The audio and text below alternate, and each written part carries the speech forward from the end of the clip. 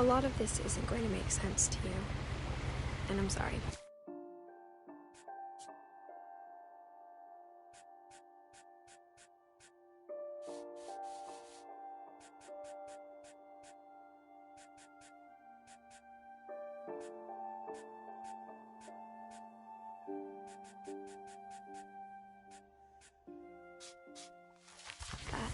I'm just going to start at the beginning, with the house.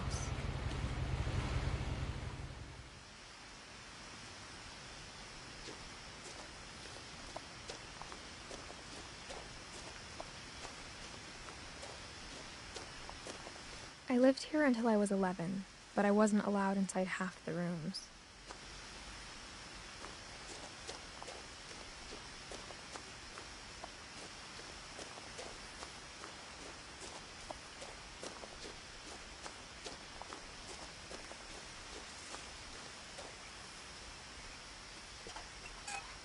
Inside the mailbox were bills from 7 years ago, marked urgent, open immediately.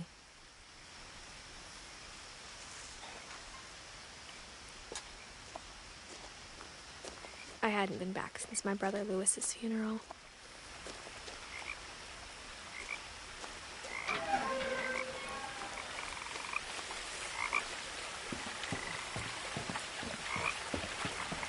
In her will, my mother left me a key, but didn't tell me what it unlocked. Maybe she thought I'd know, or she thought that the mystery would be enough to bring me back.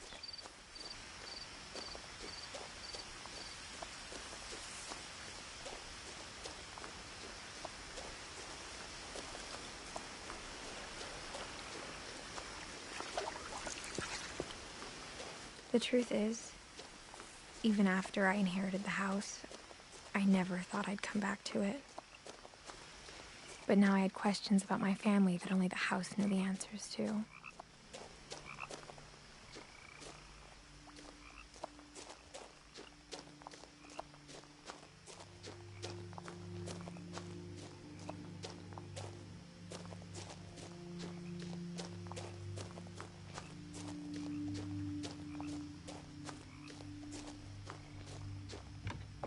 The woods around the house have always been uncomfortably silent, as if they're about to say something but never do.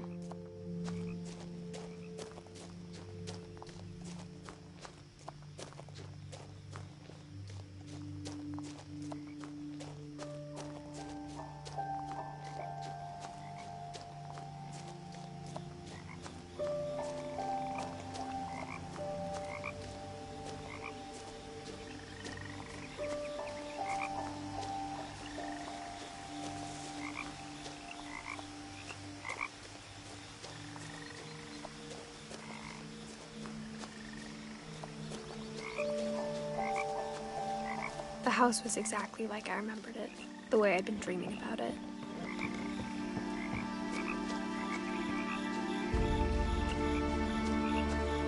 As a child, the house made me uncomfortable in a way I couldn't put into words. Now, as a 17-year-old, I knew exactly what those words were. I was afraid of the house.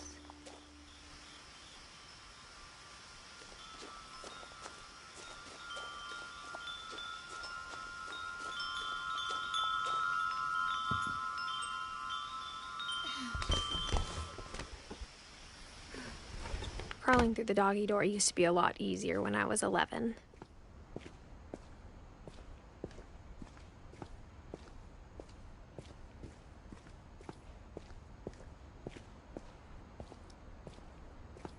For the first time in years, I felt like I was home.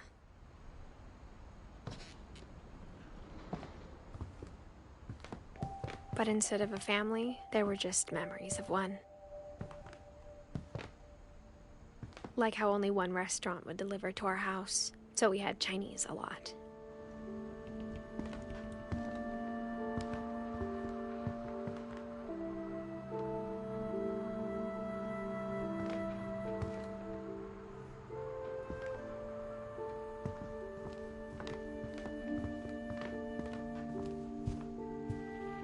The table was still a wreck from the night we left. It was like a bomb had gone off, killing everyone but sparing the furniture.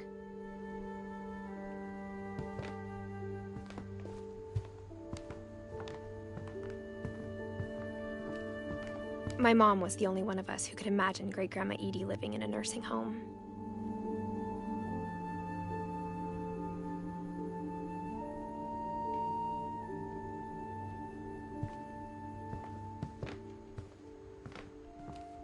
Nothing in the house looked abnormal. There was just too much of it, like a smile with too many teeth. Even the fireplace had a story. Edie told me the bricks came from the original house, after it sank.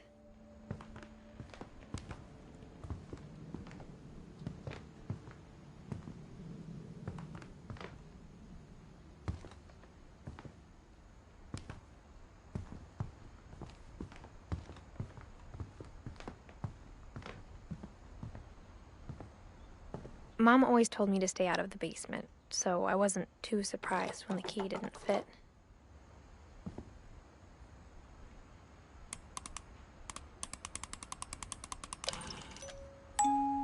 Great-Grandpa Sven built a music box for Barbara, along with the rest.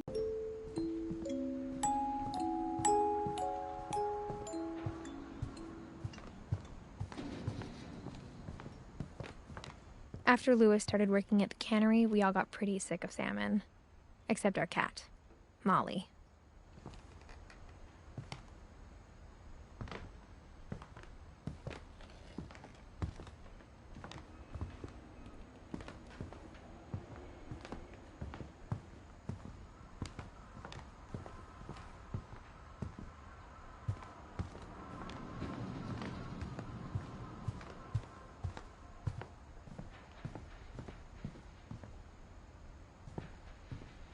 A lot of things got left behind in the whirlwind of that last night.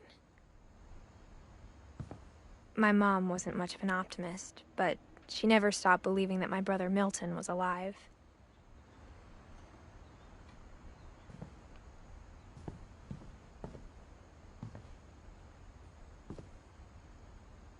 After Milton disappeared, Mom sealed up all the bedrooms. Then Edie retaliated and drilled peepholes.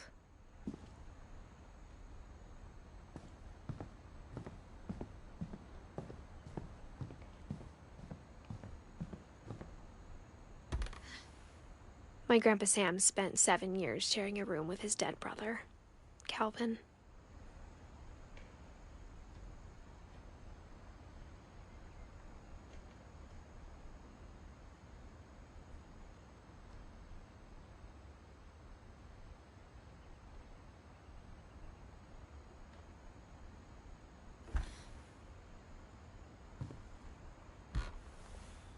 As a kid, I just assumed every house had peepholes and sealed rooms you weren't allowed inside of.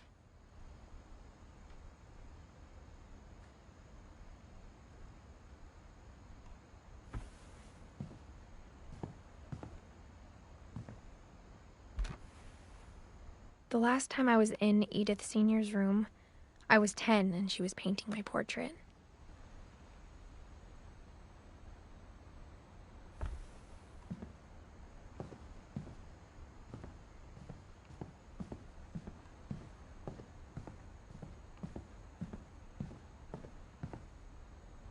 Edie's father, Odin, built the original house.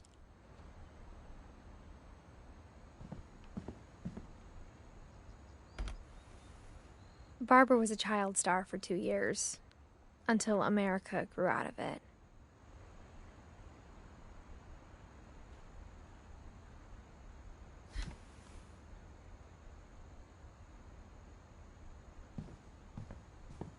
Whenever people ask me about my family, the first thing they always want to know about is Barbara. Mom must have locked the 3rd floor stairs on the night we left.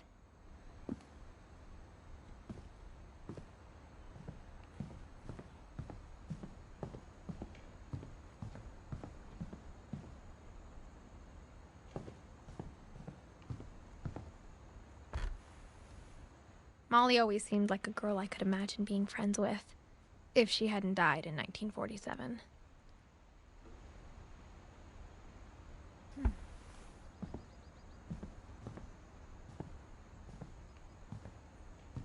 I spent a lot of time playing in Great Uncle Walter's room. I think my mom sometimes regretted not sealing it up. Louis told me there were secret passages, but I never believed him.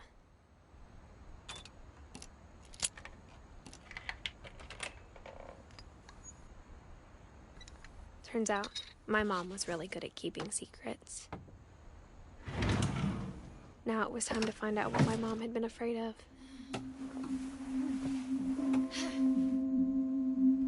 Reading this, maybe it sounds like I had a plan. But I had no idea what was behind that door.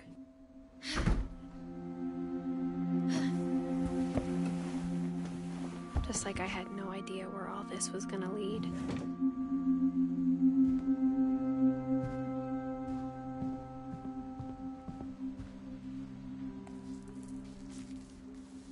December 13th, 1947. Dear Diary, I'll be gone soon, but I wanted to tell somebody about what's gonna happen. It started when Mom sent me to bed without dinner. I woke up and I was starving, so I looked around for something to eat. The gerbil food was dry, but I didn't mind it.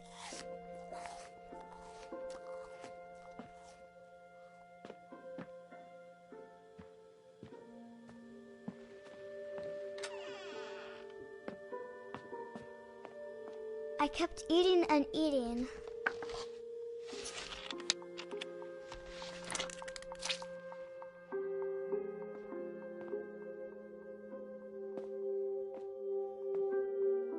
I ate a lot of things that night.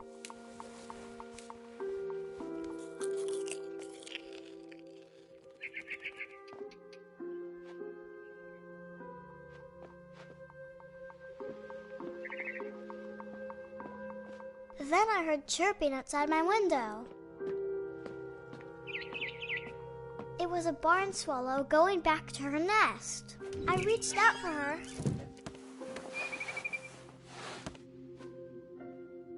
And suddenly,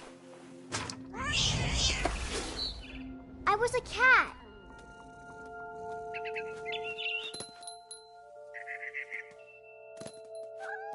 I tried to be quiet, but the bird was really scared.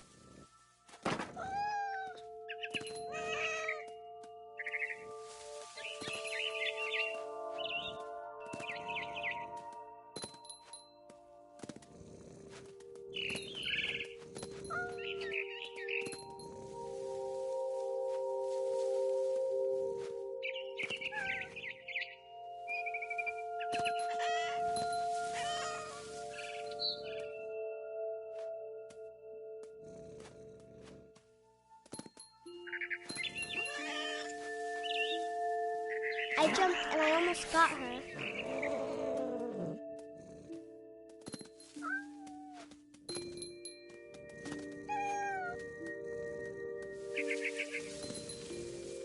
I could tell she was getting really tired.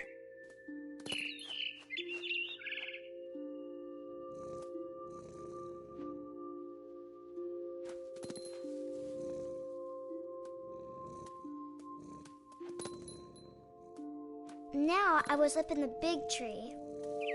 I promised Dad I wouldn't climb it anymore. All I cared about was eating that mama bird.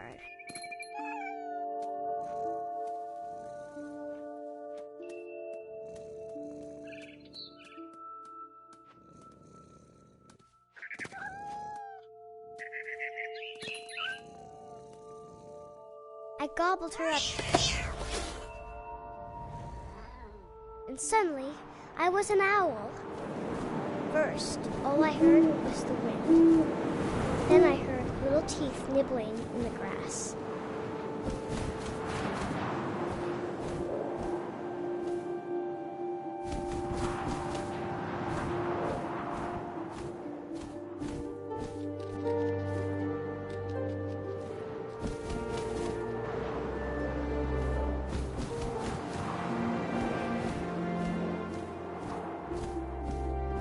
Rabbits.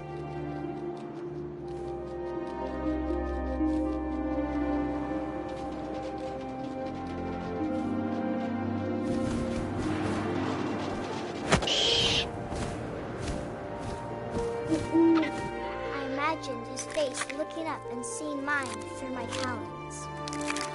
I swallowed him up, and I didn't chew one bit. Then I flew off to find something bigger.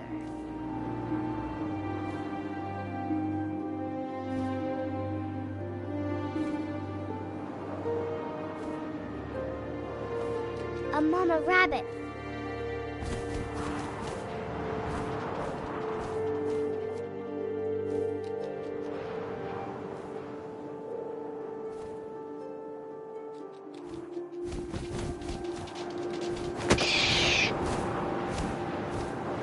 She was almost too big to carry.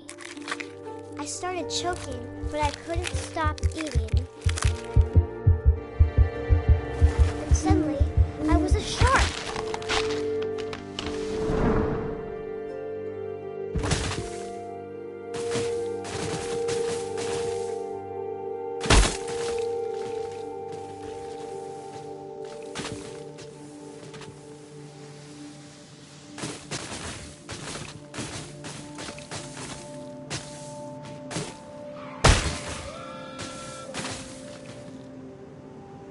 I rolled off a cliff and into the ocean. Now, I was hungrier than ever.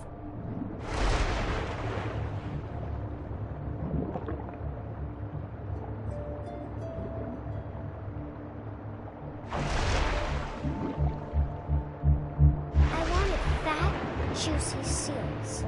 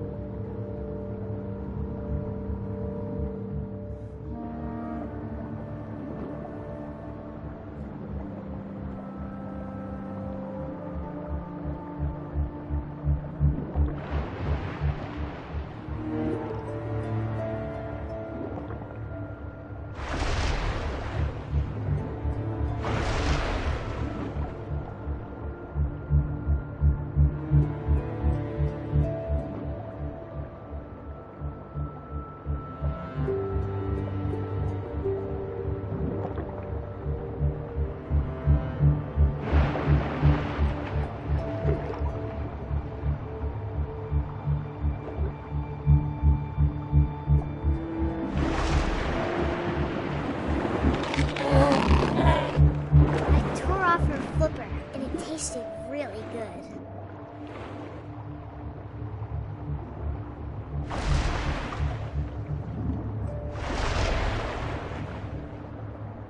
I grabbed on tight, but I was so hungry I jumped out of the water. When I opened my eyes, everything had changed.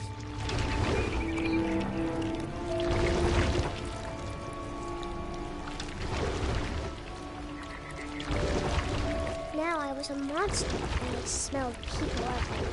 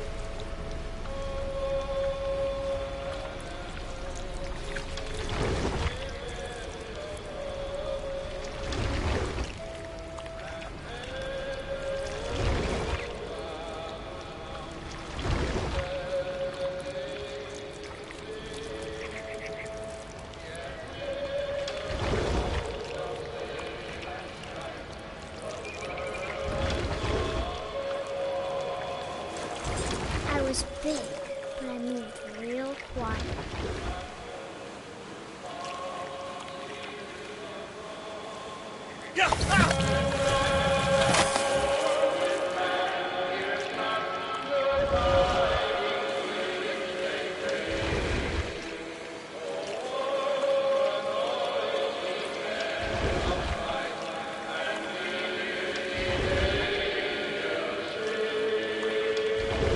I wanted to stop, but also I didn't.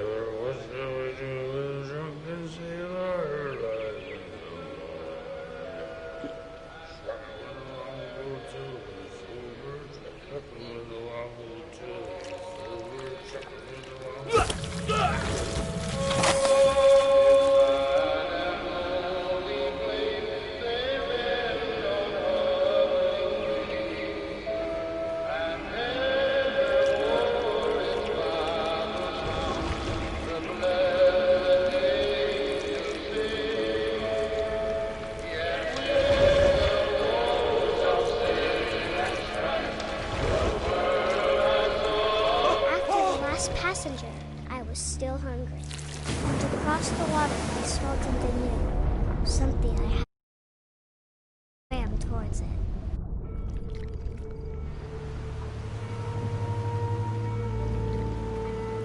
I slithered onto the sand, and the good smell went into an old pipe.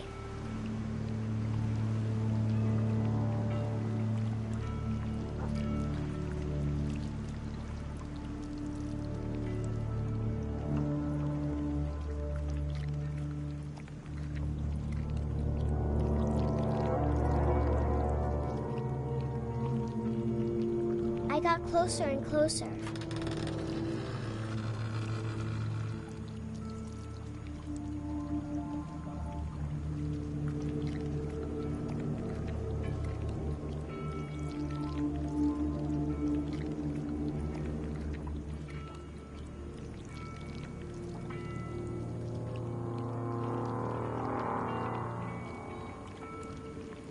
All of my stomach started growling. And suddenly, I was me again. I held my breath for a long time, but I couldn't hear anything. I think it's waiting for me to fall asleep. But it's not going to wait much longer. It needs to feed, and we both know I will be delicious.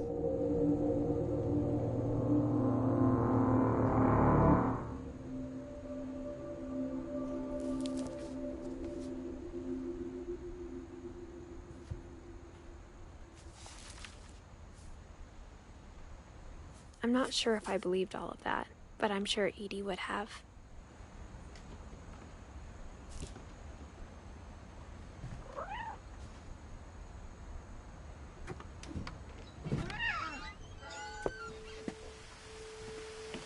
This will be obvious later, but my mom never told me any of these stories.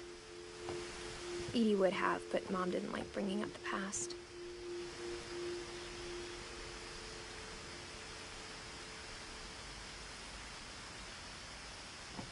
Though, when we adopted a stray kitten, she was the one who named it Molly.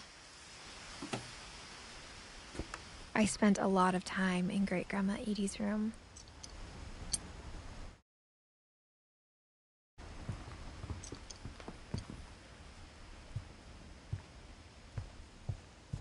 Even in her 90s, sometimes Edie seemed a lot younger than my mother.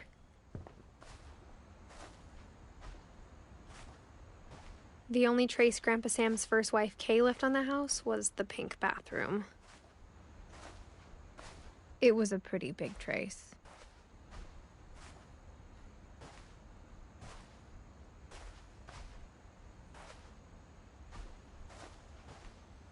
When Edie told people Sven was killed by a dragon, she could also have said he was building a dragon-shaped slide that collapsed. She could have, but she didn't.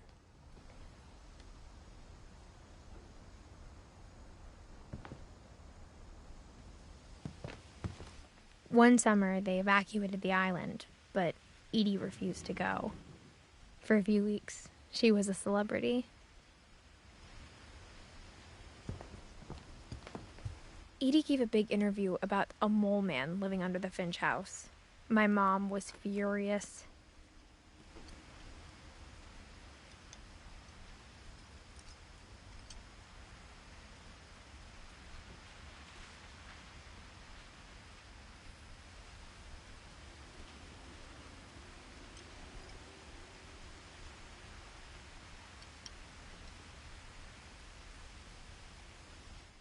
I hadn't thought of myself as Edith Jr. for a long, long time.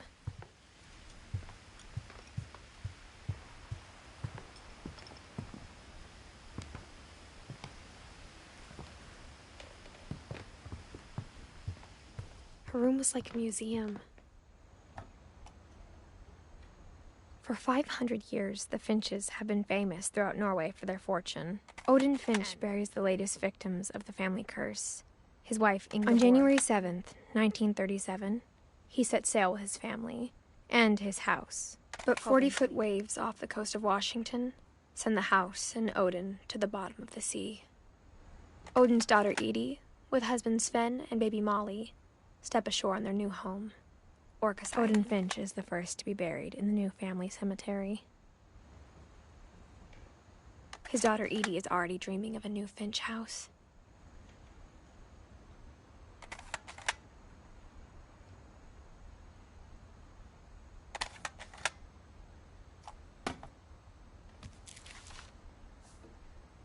Whatever's wrong with this family, it goes back a long ways.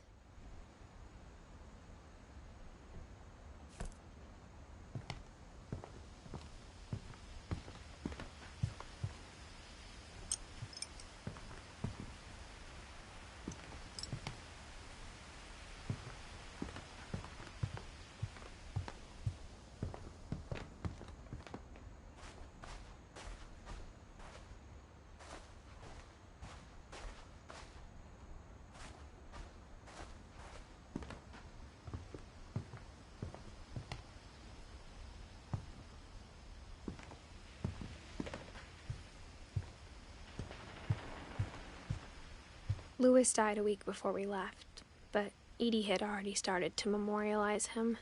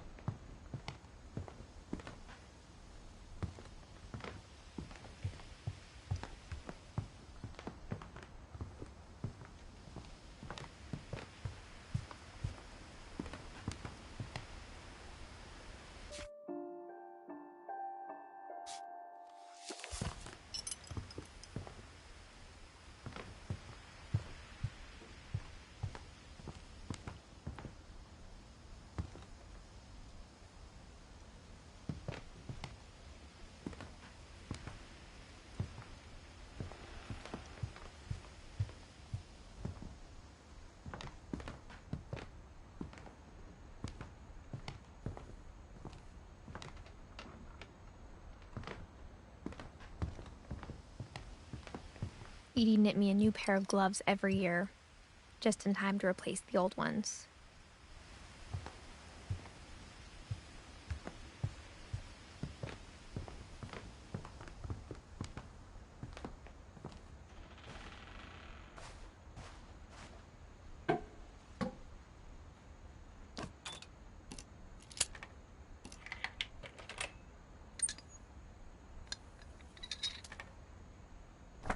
There's a secret in this bathroom. It's in the last place you would look. It isn't in the cupboard. It's hidden in this book.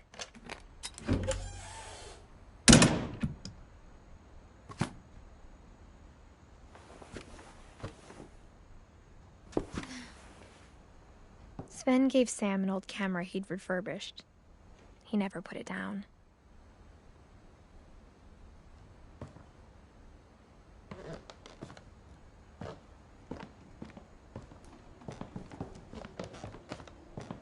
From the paintings on the wall, it was clear my brother Milton had been here before me.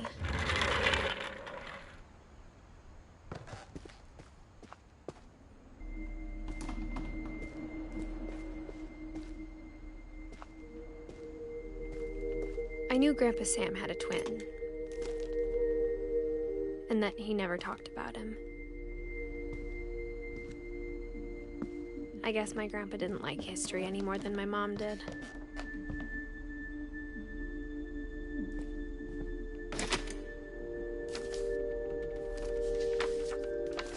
How I Want to Remember My Brother by Sam Finch. The thing I remember is that when he made up his mind, that was it.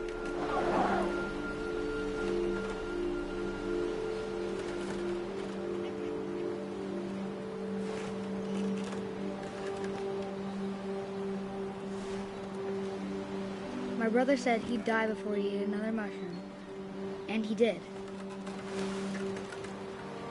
At Barbara's funeral, we swore we'd never be afraid again, and he wasn't.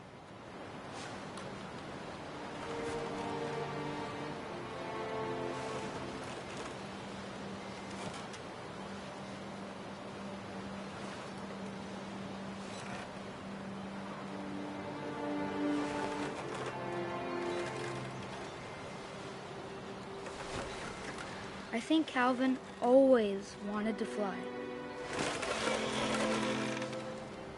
Sam! Calvin! Dinner's ready! Coming! But that day, he finally made up his mind to do it. I told him going around was impossible. Maybe if I hadn't said that,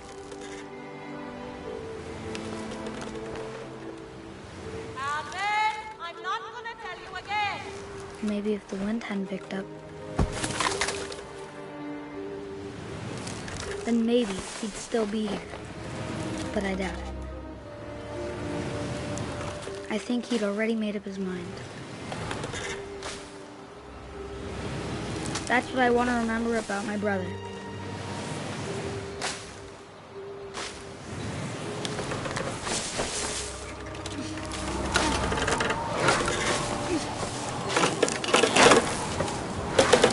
The day he made up his mind to fly. And he did.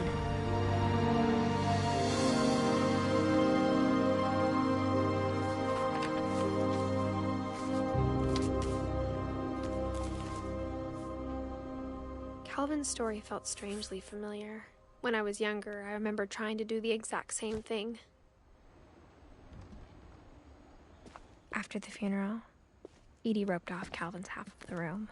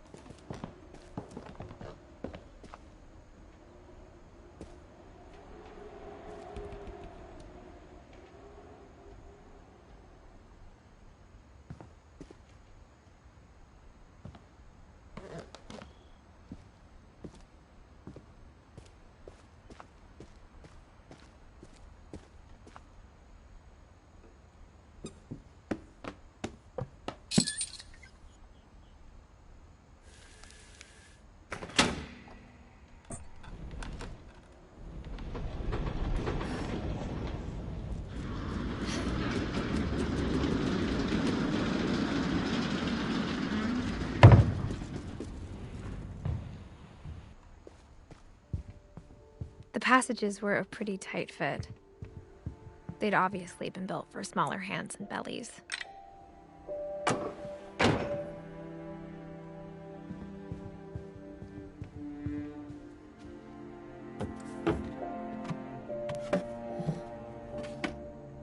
Growing up, I always thought of Barbara as a child star.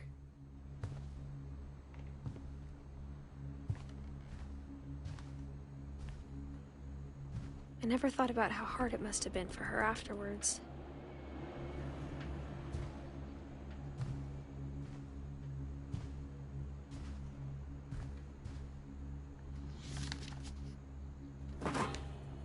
Of all the stories people wrote about Barbara's death, I'm surprised Edie saved this one.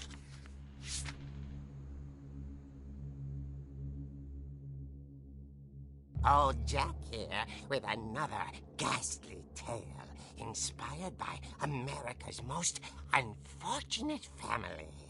I'm calling it The Surprise Ending of Barbara Finch. As a child star, Barbara was famous for her scream. Now at 16, she was all washed up. A has-been. But in a lucky break, she'd been asked to perform her signature scream at a local convention for monster movie fans. It was just the boost her career needed. Unfortunately, her scream hadn't aged well. Getting better. I think you just need the right motivation.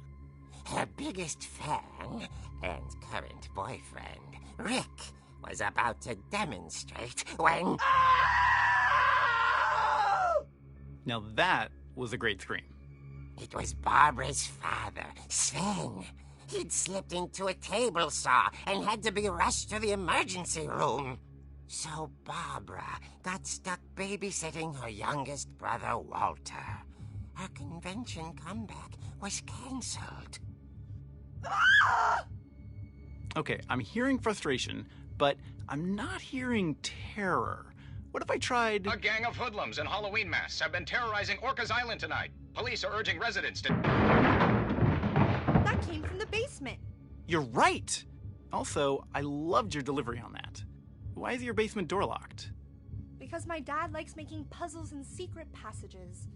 There's a key hidden in the music box. The secret is to keep winding and winding until finally the key pops out. Thanks, babe. I'll be back in a sec. 20 minutes later, Rick hadn't returned. So Barbara went to look for him, right on cue. She reached for the music box. And as she wound the key, she listened for Rick, but the house was silent.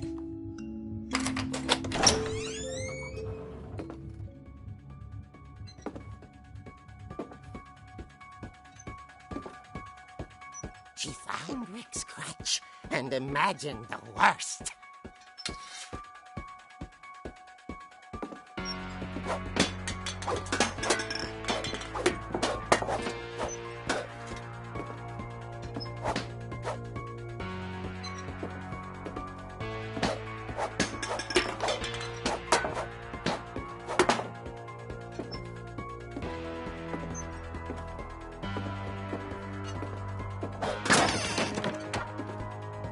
Leader is the infamous Hookman killer, Dr. Carl Hamill, who impaled and then ate his family 10 years ago tonight.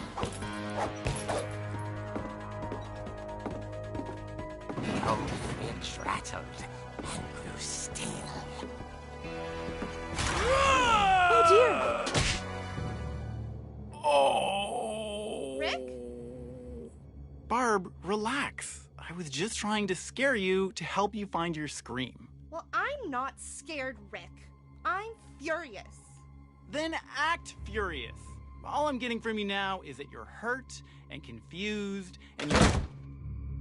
She threw him out, but she kept a little something to remember him by. Barb, have you seen my other crutch? and she was still holding it when she fell asleep watching the Late Late Picture Show. Hours later... Barbara! Walter, what's going on up there? Ah! Okay, I'm coming up, but if this is a trick, you're dead, Walter.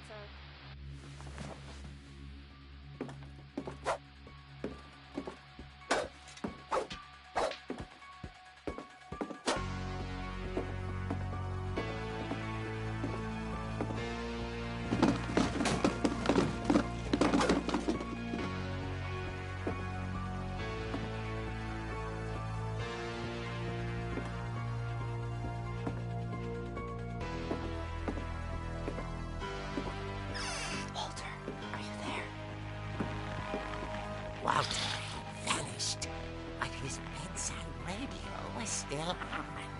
Orcas Island police describe the man as 6 feet tall, with a steel hook for a hand. Residents are urged to lock all doors and windows and notify the police of any suspicious activity. Barbara turned, saw the hook man, and was speechless. He was quite smashing.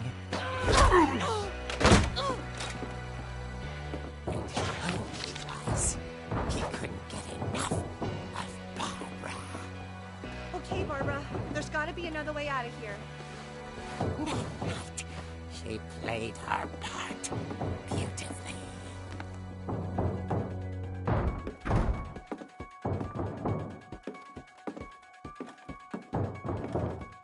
Molly's door hadn't been opened in years.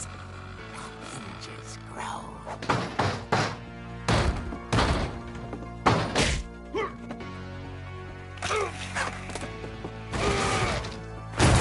He wasn't moving, but she sensed the story might not be over yet.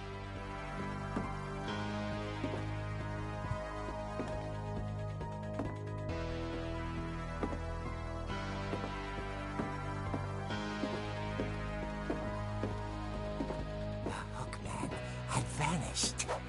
She listened for his breathing, but all she heard was...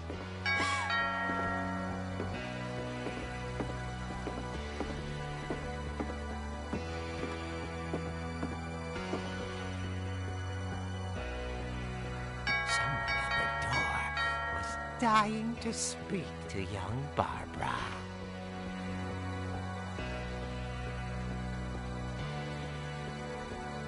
At the door, she heard whispering. It was coming from inside the house.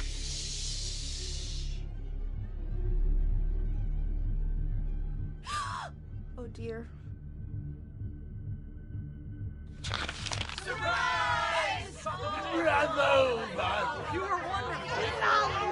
The monsters had come to surprise her. For Barbara, it was a dream come true. Then she saw what kind of monsters they were, and she realized what was about to happen. She was going to be famous. And with her final breath, Barbara Finch gave the performance of her life.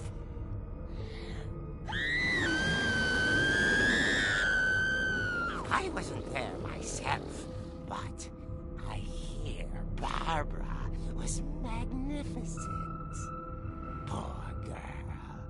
She had a taste for stardom. But unfortunately, so did her fans. Of course, the police blamed it all on poor Rick, who disappeared the same night. And little Walter? Hiding under his bed the whole time. He took it all pretty hard, but that's another story. As for Barbara, tucked inside the music box is all they ever found of her. Her ear. Now that's what I call a real eerie tale.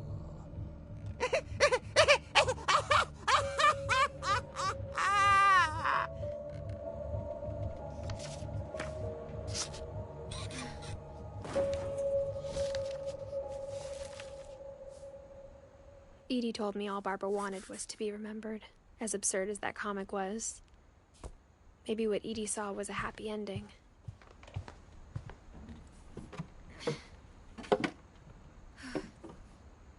I guess now I know why Mom didn't like me playing with the music box.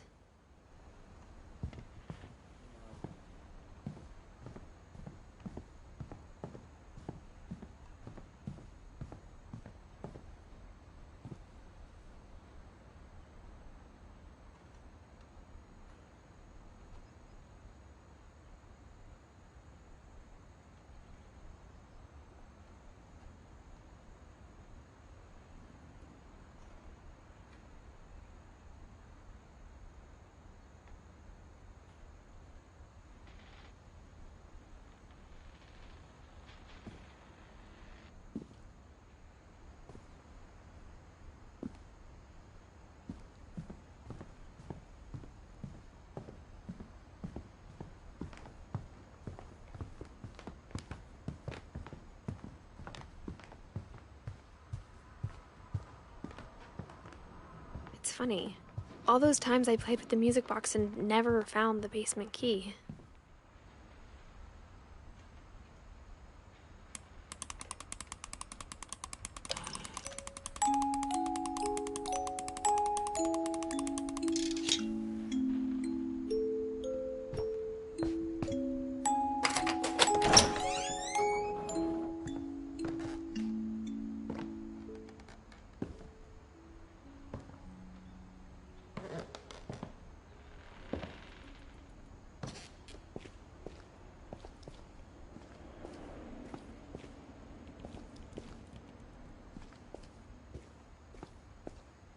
Mom said the basement was off limits, unless I wanted another tetanus shot.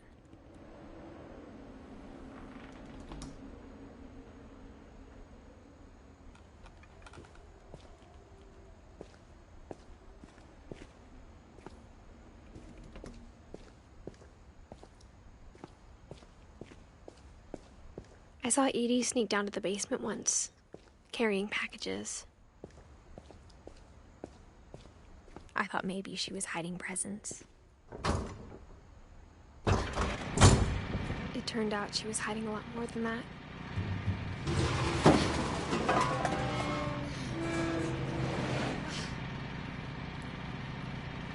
I remember asking Mom once about where Walter had gone. She said after Barbara died, he got as far away as he could. If there's a pattern in all these stories, I think it's that none of us has gotten very far.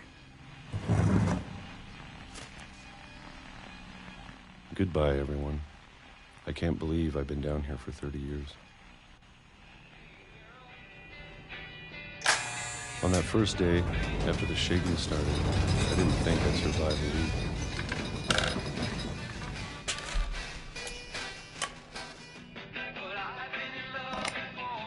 But after a few days, I settled into a routine.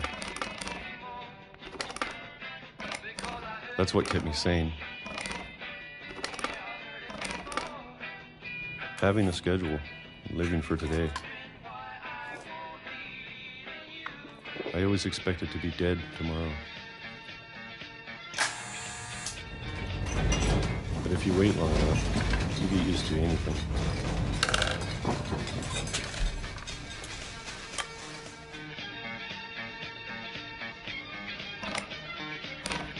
Even a monster on the other side of the door starts to feel normal. Almost friendly.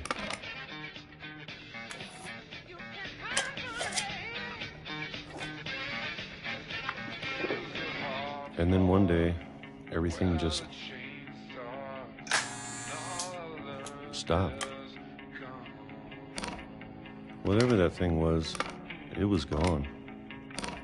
Maybe it got tired of waiting. Or maybe I just got tired of being afraid.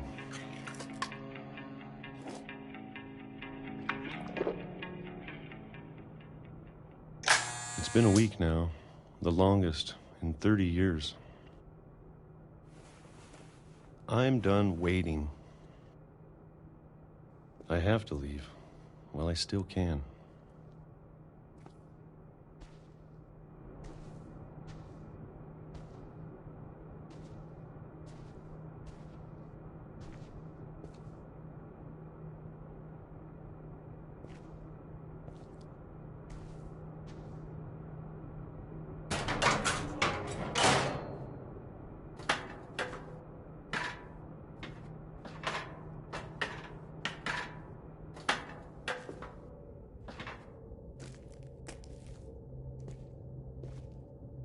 I know it's out there, somewhere.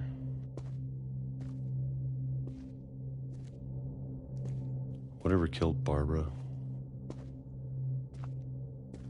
and Molly and Calvin. Maybe this is all a mistake. But I need to stop living the same day, even if it kills me.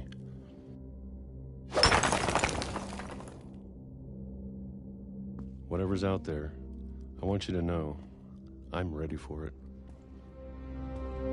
I'm going to appreciate all of it, especially the food. I don't mind if I only have a year left, or a month, or a single week. I'd be happy with 1 more day. I can already imagine the sun on my face.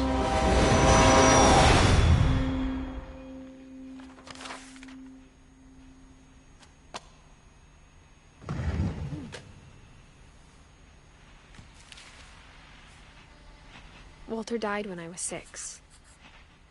I can't believe my mom never told me he was down here. I'm sure my mom was trying to protect me.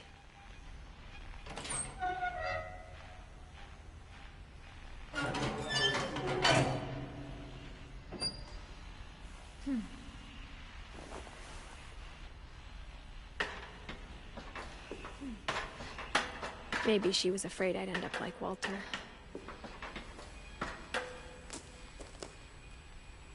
But if she never told me about an uncle under the house, I can only imagine what else she was hiding. I don't want to make the same mistakes she made. Trying to bury something that's still alive.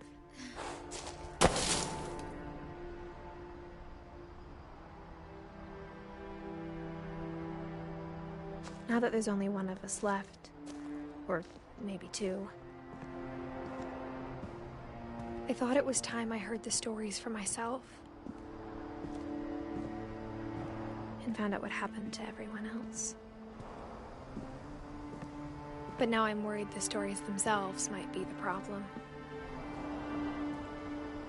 Maybe we believed so much in a family curse, we made it real.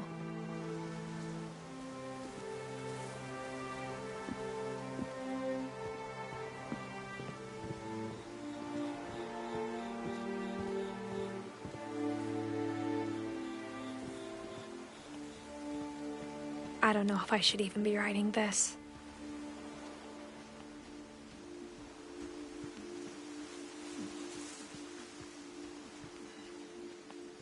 Maybe it'd be better if all this just died with me.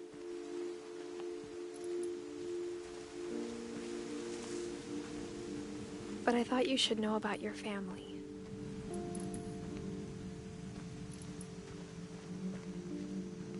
And the history you're a part of.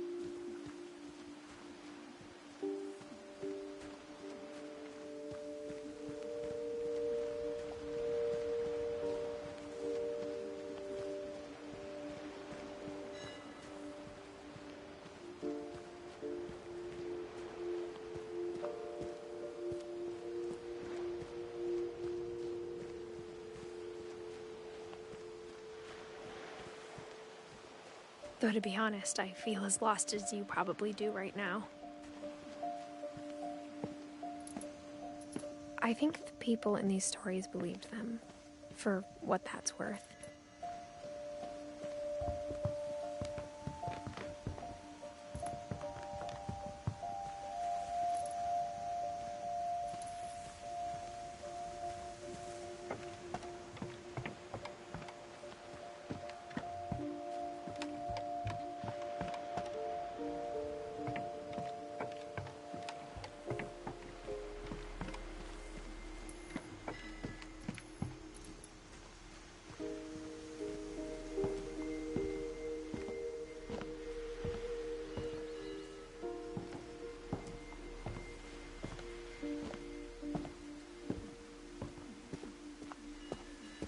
And when you look at the house, that history of imagination and stubbornness and madness, any of it seems possible.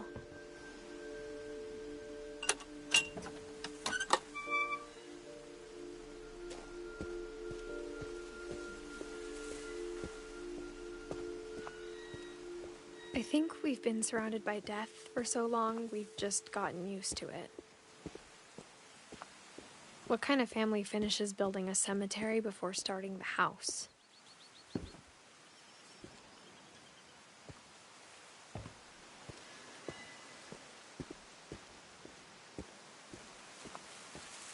It's embarrassing for me to admit this, but the pet cemetery made me more uncomfortable than the human one. 3 of the gerbils were mine, and 2 had been my fault. Sven built the house, but it was Edith who designed the cemetery.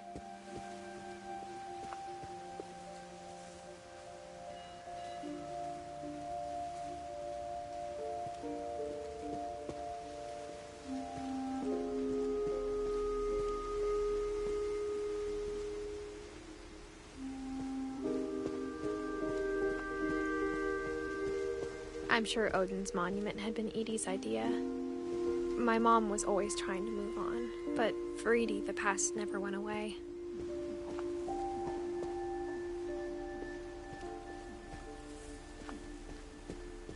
She could see it poking out of the water at low tide.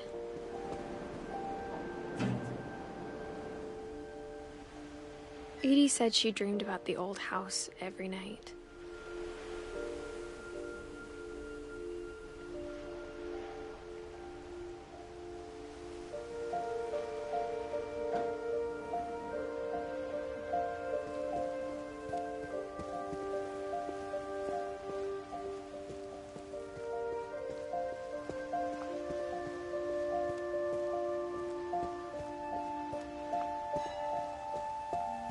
Edith's side was always easier for me to understand.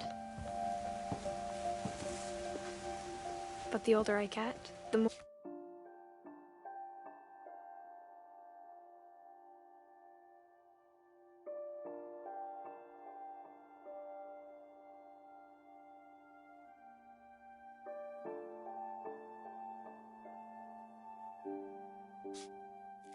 more I can see where my mom was coming from. Her dad had been pretty strict, but it wasn't enough to save her brothers. She was just trying to do better.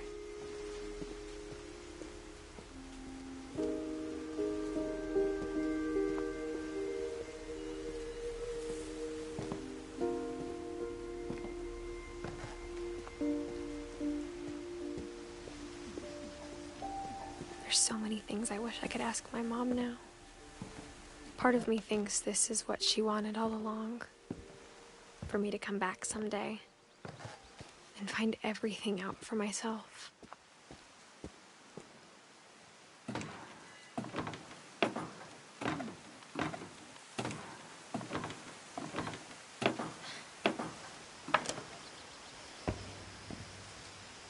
But looking back on it now, if she told me there was going to be so much climbing, I never would have come when I was 22 weeks pregnant.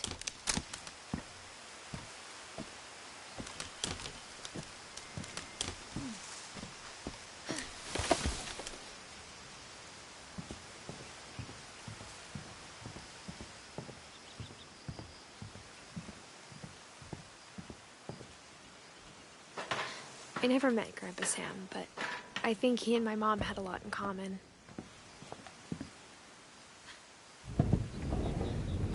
They were both pretty intense. Sam spent his life shooting photos, but Mom said he got nervous being in front of the camera. I guess we're all afraid of something.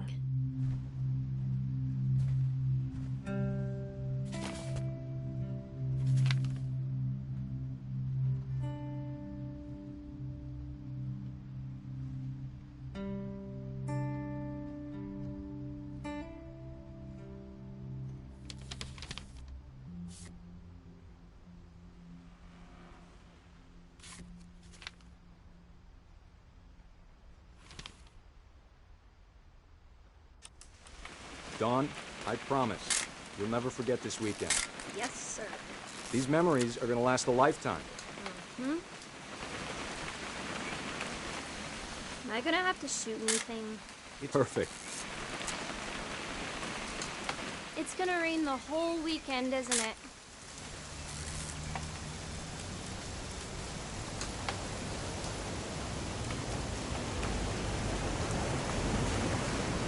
I will never forget this weekend, Dad. That's the spirit.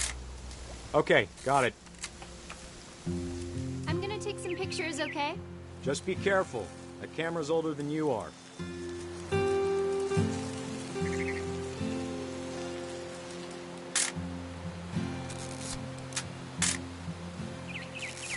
You're right, Dad. It's starting to clear up. Still freezing, though.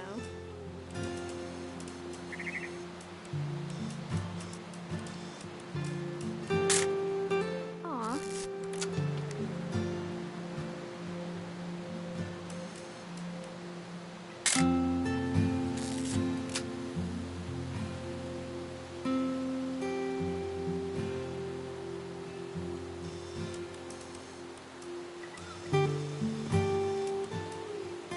Definitely should not have drunk all that coffee.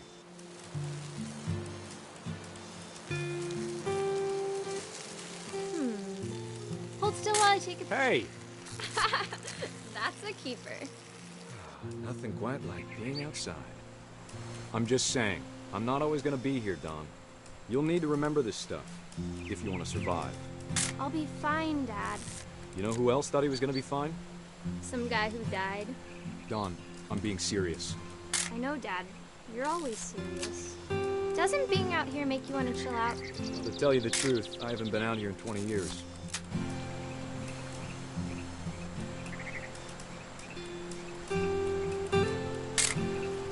Don, don't you think you could find something more interesting to photograph? Last time I was with my brother Calvin. Man, that was a great trip. Your grandpa's film. You don't need to waste any more film on me, kiddo.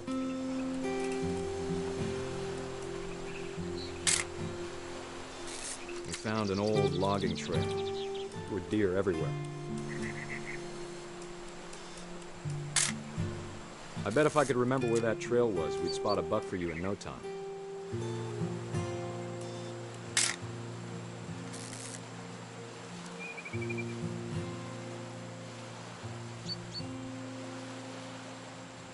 Give me a minute to check the map.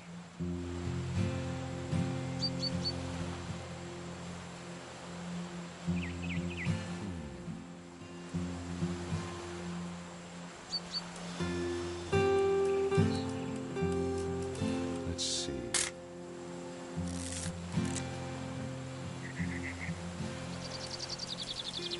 Maybe.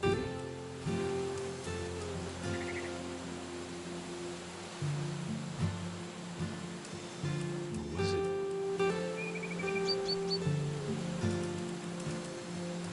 Dad! Good eyes, Don. Before you take the shot, let me get a picture of you.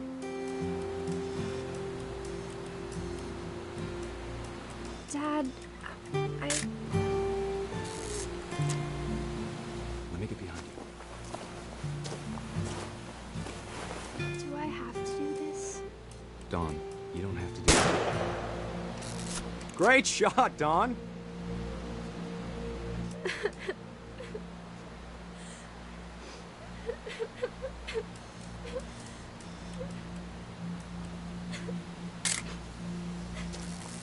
proud of you, Dawn. Always remember that, okay?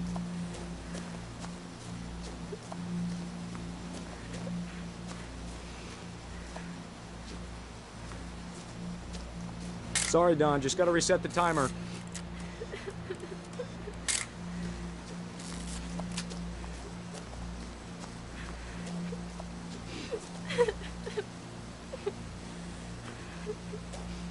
Dad, it's twitching.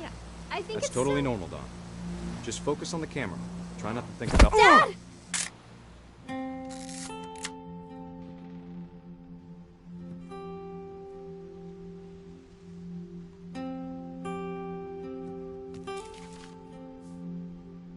Of all these stories, that's the one I wish most that my mom had told me.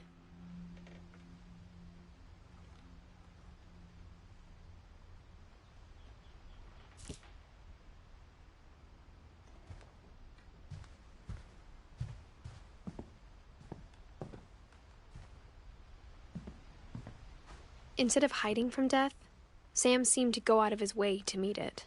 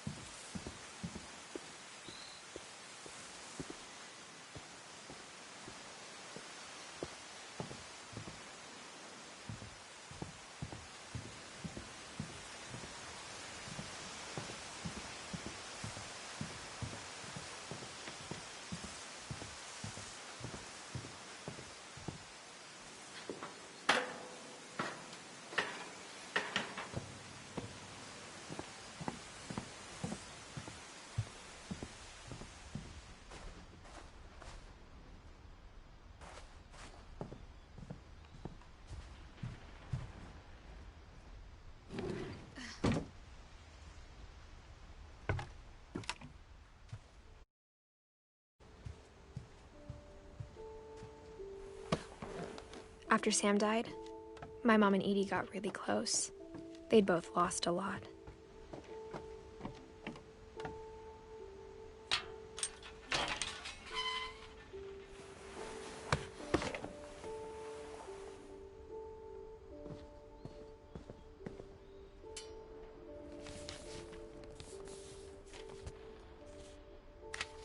Dear Kay, do you remember the way Gregory used to laugh when he thought he was alone?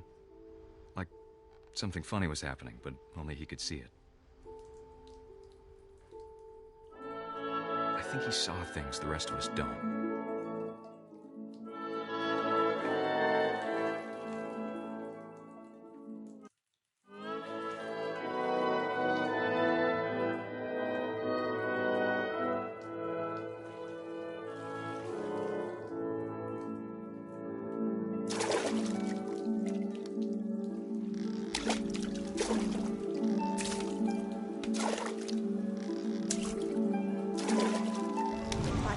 Gregory, it's time to... Hold on, sweetie. Hello? Sam, I told you I don't want to talk right now. I wonder what he saw. What his world was like.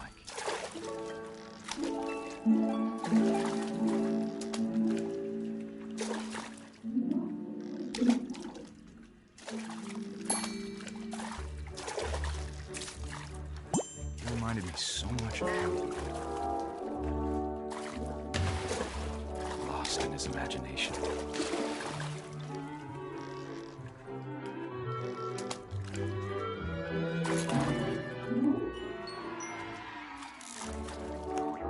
I know how silly it sounds.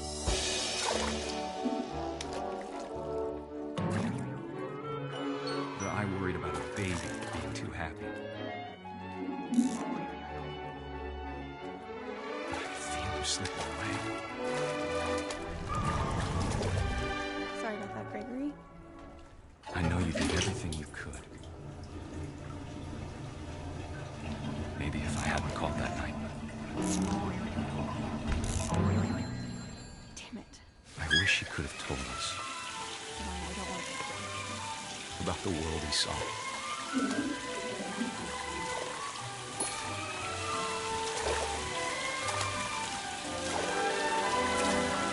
There's so much I don't understand. About Gregory. About everything.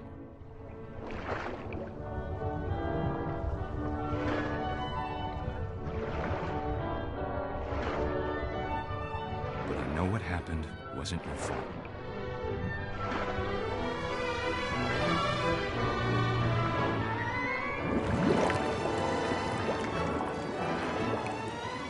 I'm sure he's happy. And he'd want me to be happy too. Good luck, Kay.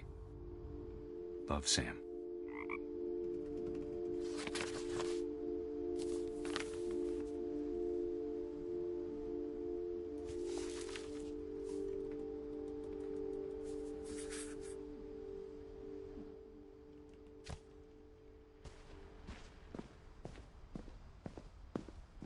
I can't imagine my mom ever writing poetry, and yet... A poem for Gus, who always said the wedding was a bad idea. Our father never hit us kids, at least not very hard, before the day my brother said with teenage disregard that he'd be dead before he'd see a wedding in our yard.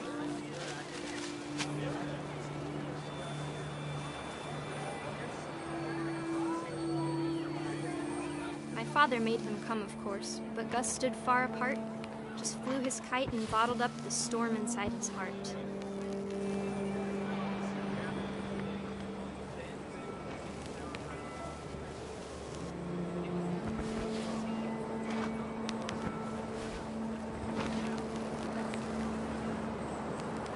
I tried to talk him out of it, but though he'd never met her, "We don't need a stepmom," were the words that I now pronounce you husband and wife.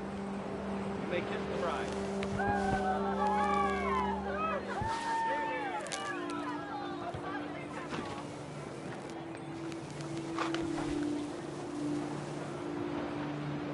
When the time for photos came, Dad ordered him to come here. But Gus declined, and as a sign held up his middle finger.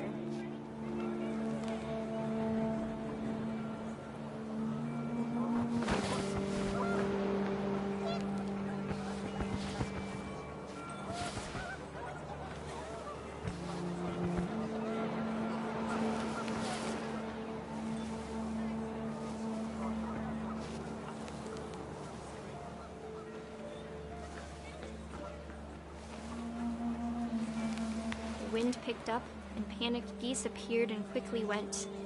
But all the humans did that day was go inside the tent.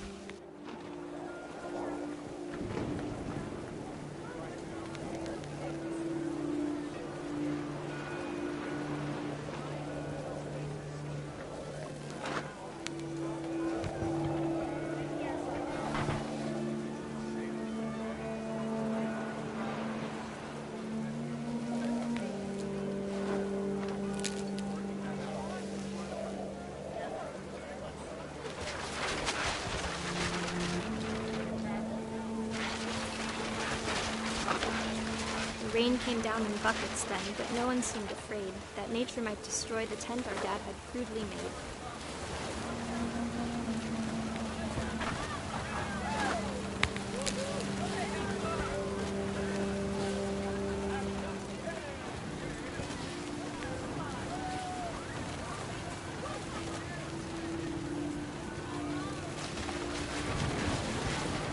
The thunder sounded much too close and full of angry power. But all my father said to this was, "Make the music louder."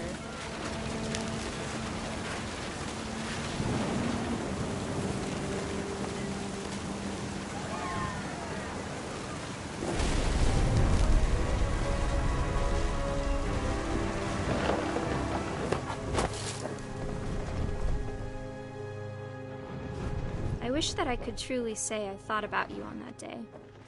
Out there on the beach alone, just you, the wind, the sea, and foam. But I didn't, until we found you.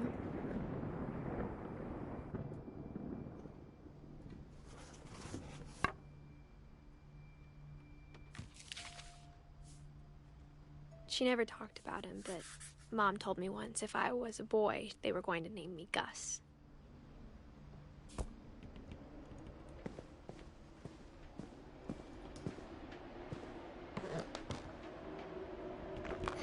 My mom moved up to the loft after her brothers died.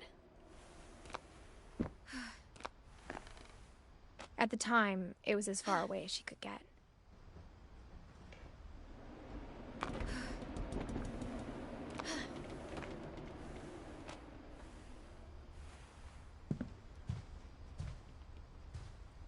She spent a summer building houses in Calcutta, where she met my dad, Sanjay.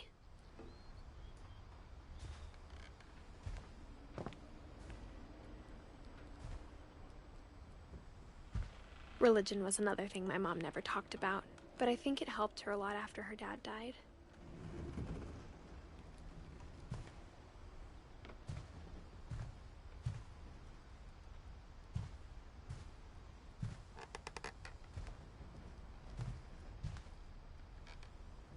My mom moved to India a week after graduation and got a job teaching English. Louis was born a year later. When my dad died, I don't think Mom knew where else to go. I'm sure Edie was happy to have her back. And to see kids in the house again. The house had to get a little bigger, but Edie was used to that. And for a while, things were good. Almost normal, but it didn't last.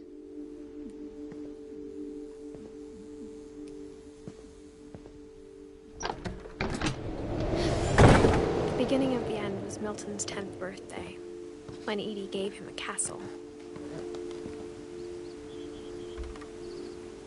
After Milton disappeared, the only thing he left behind was a room full of paintings.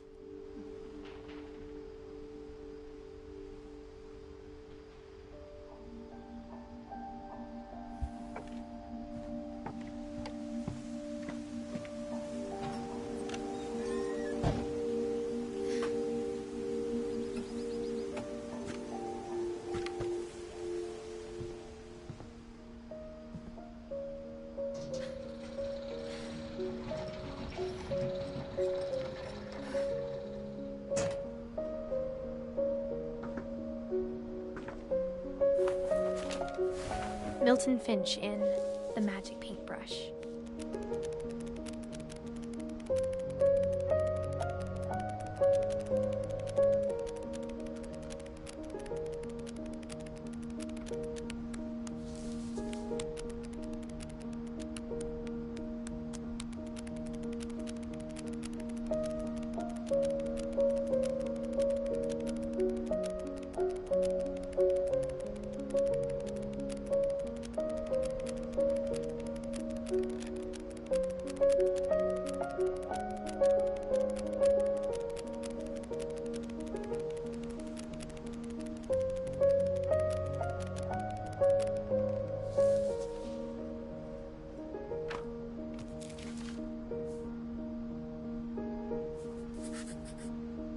I was 4 when Milton disappeared.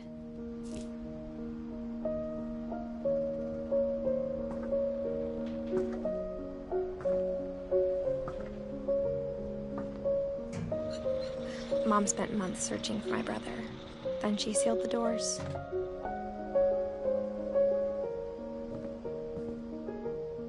Whatever Milton had found in the house, Mom didn't want it getting out.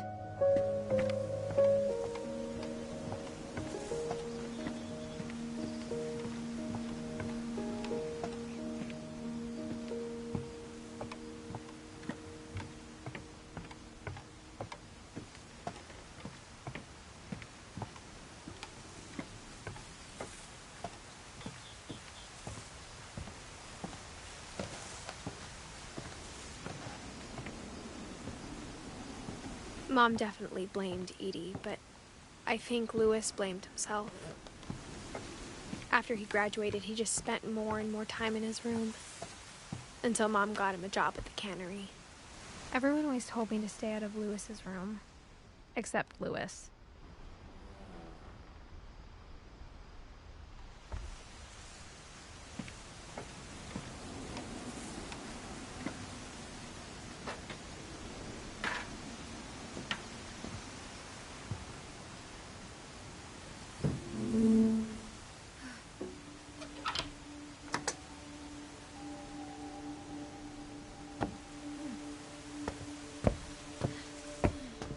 Louis's room smelled very, very familiar. That part of him lived on.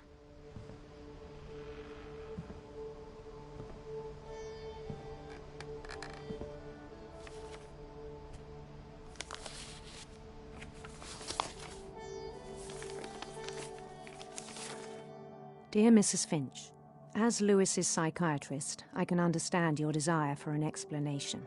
As I see it, the trouble began in January, shortly after we convinced your son to seek treatment for substance abuse. Newly sober, I believe Louis first noticed the monotony of his daily life.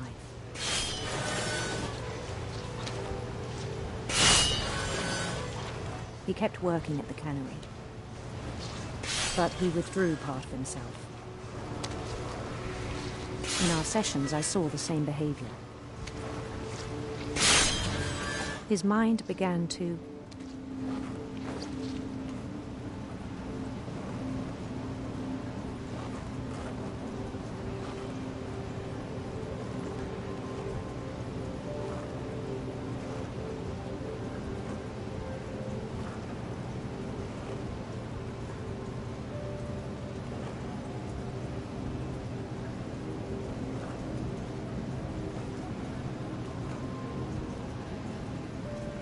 wander.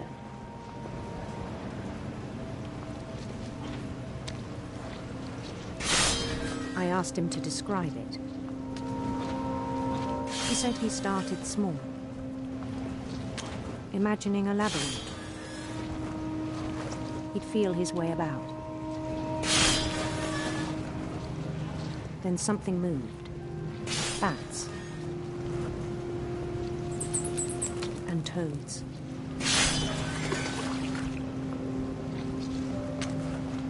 And things that have not names.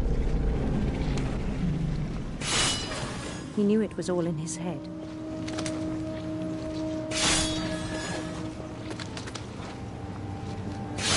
But he took it very seriously. I had hoped he'd find himself.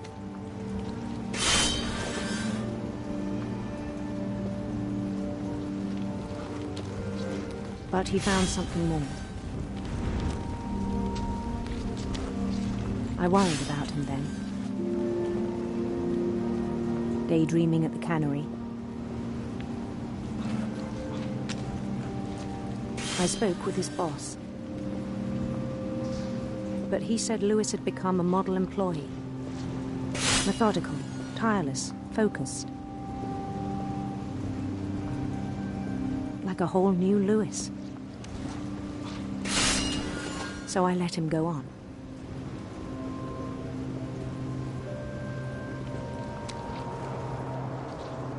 I even encouraged him.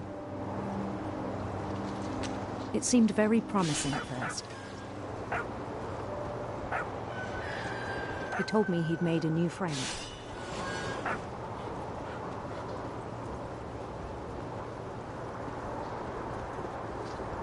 On the edge of a city he named Louis Utopia.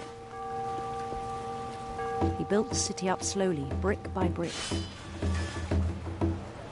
Then he made musicians.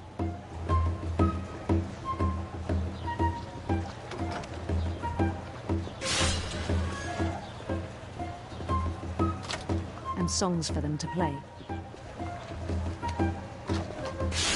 He talked about starting a band.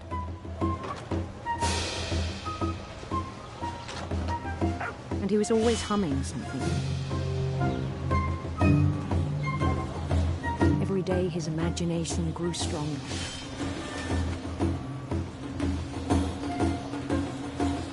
He no longer spoke at the cannery. But his chopping was as reliable as ever. Then one day it struck him that all the cheering crowds, even the stones under his feet, were all in his imagination, so he could do whatever he wished.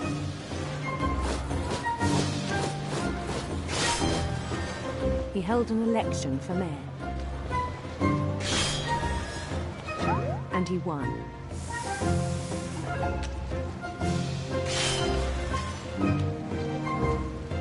They begged him to stay, but his mind was already wandering. It became a game for him.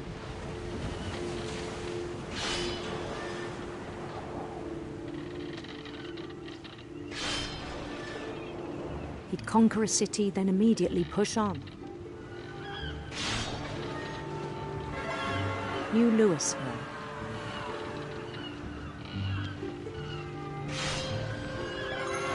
St. Louis.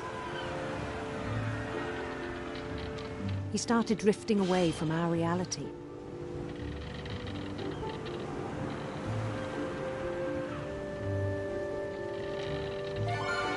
Minneapolis. Until one day he forgot to go home from the cannery. Even as his mother pleaded with him, part of Louis kept sailing on.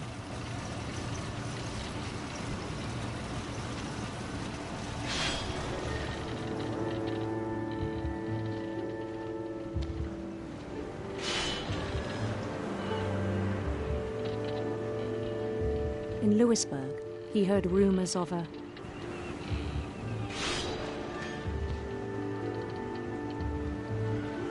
handsome queen.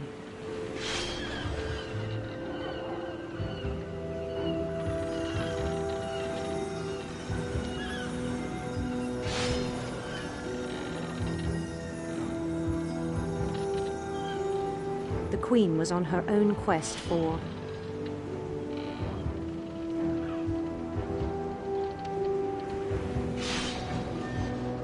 radiant rainbows.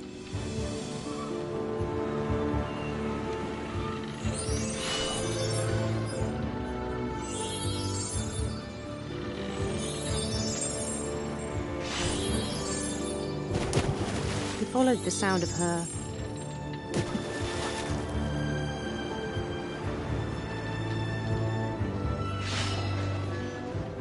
electric sitar.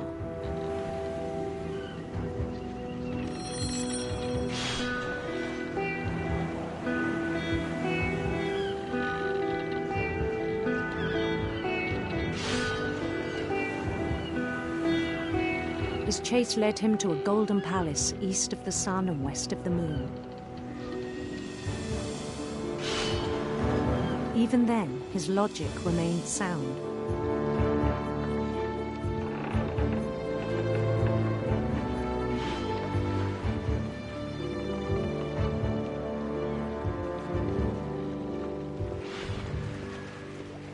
He knew the world was all in his imagination.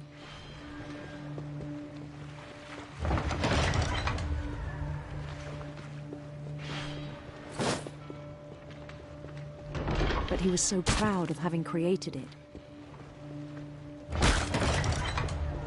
In his own eyes, he'd become something greater than a king.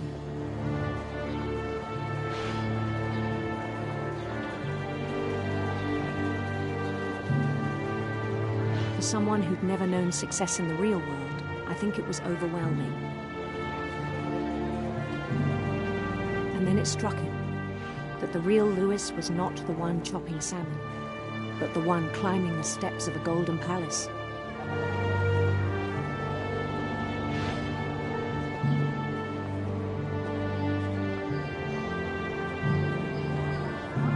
My imagination is as real as my body, he told me. It was hard to argue with him.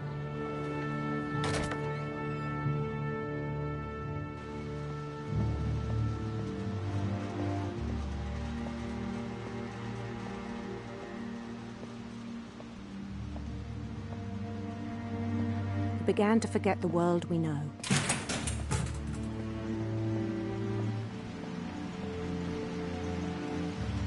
I think it pained him to remember Lewis, the cannery worker.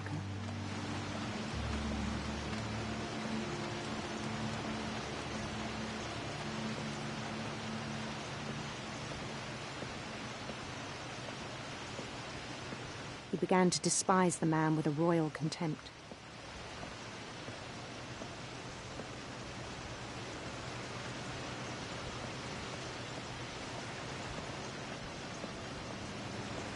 I still thought I could save him. Even after he said he was being crowned king over all the lands of wonder. The palace would be packed with his companions.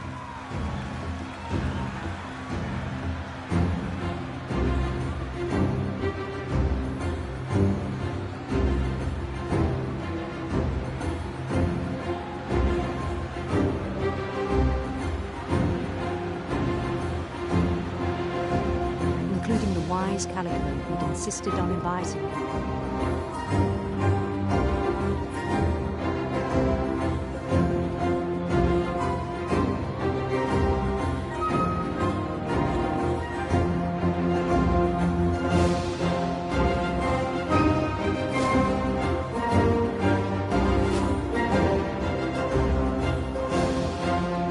His queen waited, holding his crown.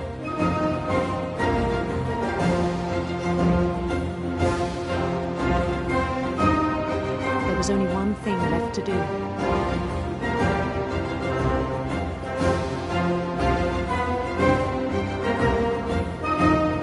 Bend down his head.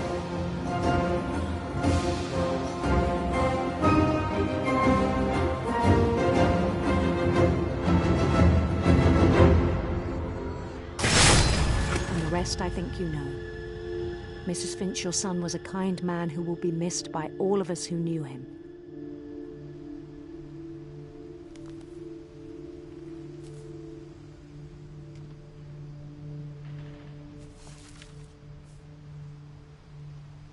My brother was really cool. I wish you could have met him.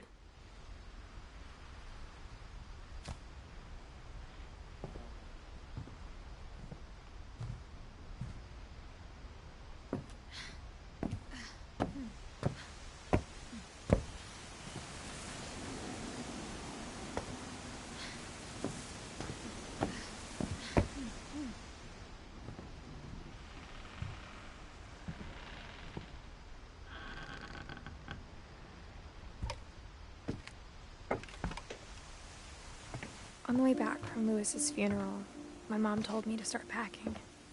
She waited until the day before we left to tell Edie. I'm not sure if she wanted to make it easier or harder. I wish we'd stayed. But I understand why we left.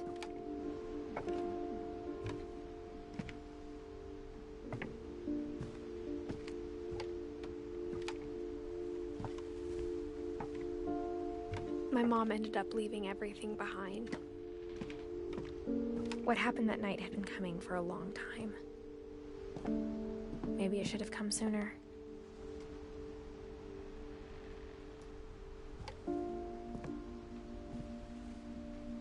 But it had to end one way or another. All that's left now is to tell you about that last night.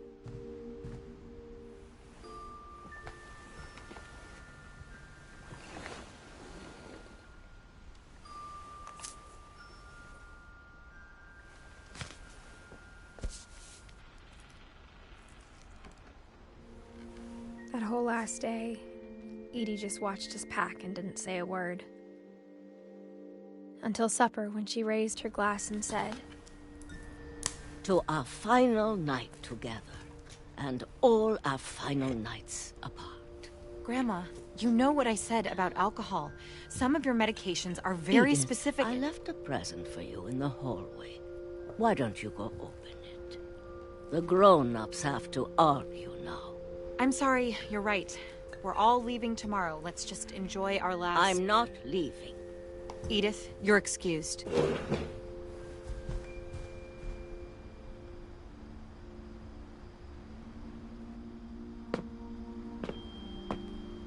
The power had been shut off that morning, but Edie always had plenty of candles. When my mom sealed the library, I don't think she knew about the other entrance, or that Edie had a key to it.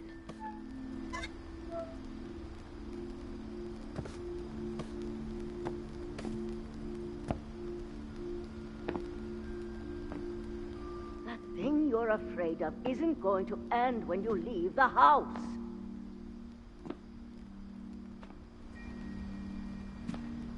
Edith has a right to know these stories. My children are dead because of your stories. I think it's best if Edith and I leave tonight. We'll have the nursing home send a van for you in the morning, okay? Dear Edith, there's so many stories I wish I could tell you, but there's only time for one. This is about what happened on the night you were born. That night, the tide went way, way out. It was the first and last time I ever saw the old house aground. There'd been an earthquake out in the middle of the ocean. They called it the lowest tide in 1,000 years. God, it smelled awful. You know, I've seen that house every day of my life.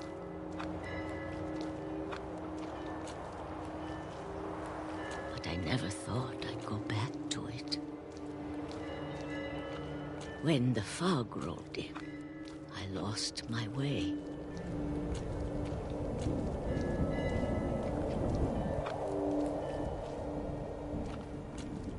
I got turned around.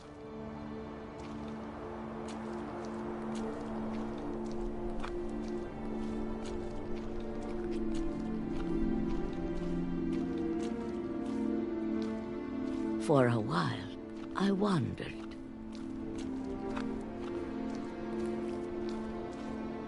I started seeing things.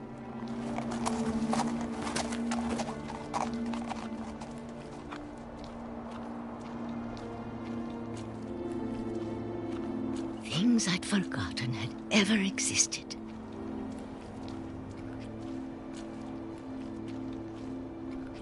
But when I saw them, they felt like old friends. That night, a lot of things came back to me. Or maybe I came back to them.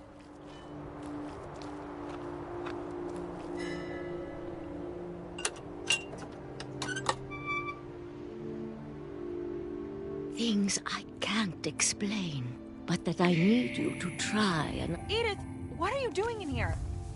It's mine. Edith! Mom, you're gonna rip it! Let go!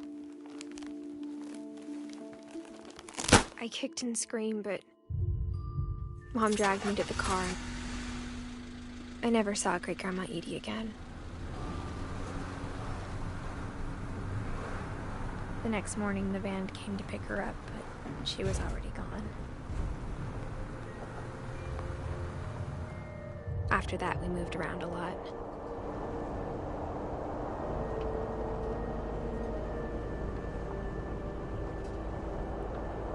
We both tried to make the best of it.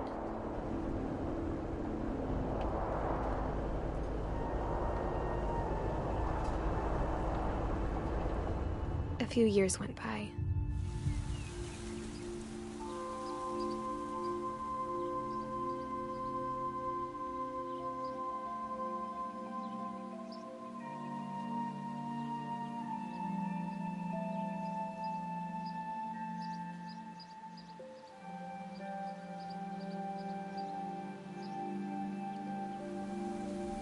My mom didn't like to talk about it,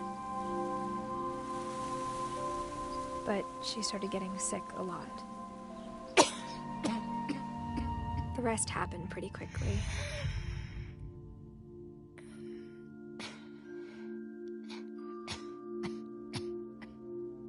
She got better for a while, And then she didn't.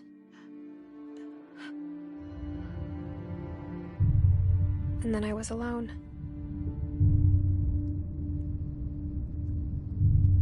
The last Finch left alive.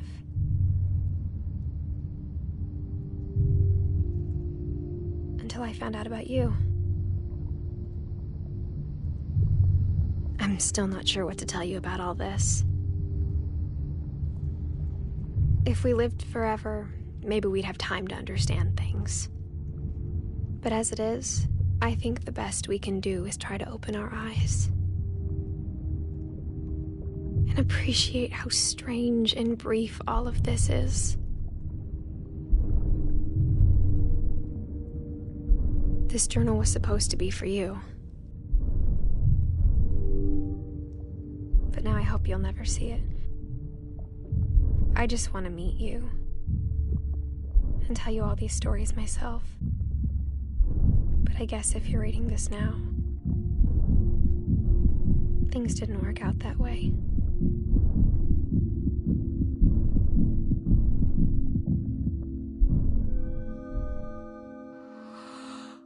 This is where your story begins. I'm sorry I won't be there to see it. It's a lot to ask, but I don't want you to be sad that I'm gone. I want you to be amazed that any of us ever had a chance to be here at all. Good luck.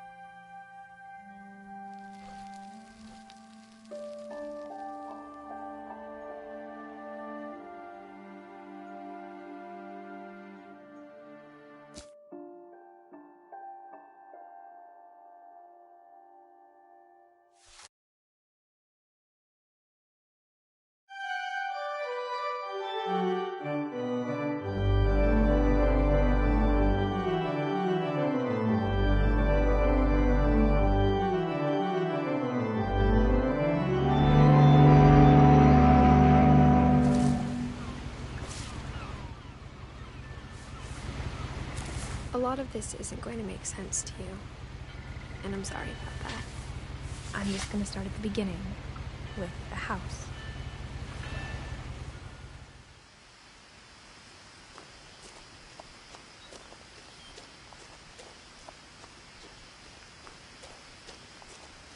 I lived here until I was 11, but I wasn't allowed inside half the rooms.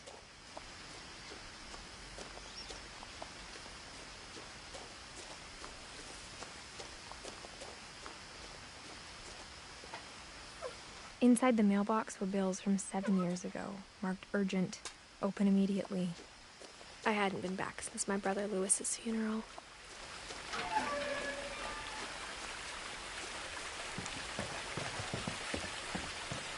In her will, my mother left me a key, but didn't tell me what it unlocked.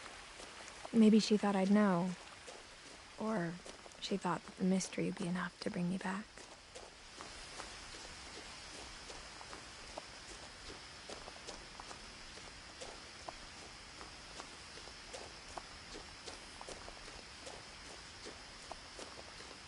No one had driven this way in a long time, but I saw a few hoof prints.